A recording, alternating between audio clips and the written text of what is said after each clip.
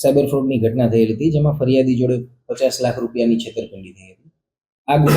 આ ફરિયાદ બાબતે આપણે 95 નંબરની એફઆઈઆર નોંધેલી છે, જેમાં BNS 318(4), 319(2), 61(2) તથા IT એક્ટની 66D હેઠળ ગુનો નોંધેલો છે. હવે આ ફરિયાદની ઘટના એવી છે કે આમાં ફરિયાદીને સામેવાળા આરોપીઓ દ્વારા ઓસ્ટ્રેલિયાની એક હોસ્પિટલ, રોયલ એડિલેડ હોસ્પિટલના કર્મચારી તરીકેની ઓળખ આપી અને તે વ્યક્તિને ત્યાં ઓસ્ટ્રેલિયાનો વિઝા કરાવી આપશે તથા ત્યાંની હોસ્પિટલમાં નોકરી અપાવશે, એ રીતેના વચન આપી અને એ વ્યક્તિ જોડે છેતરપિંડી કરવામાં આવેલી હતી અને એની પાસેથી કુલ 50 લાખ જેટલી રકમની છેતરપિંડી, 50,75,000 જેટલી રકમની છેતરપિંડી થયેલી હતી.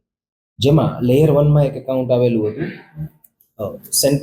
સેન્ટ્રલ બેંક ઓફ NSDL બેંકના એકાઉન્ટમાં ₹1.5 લાખ ટ્રાન્ઝેક્શન થયેલું હતું.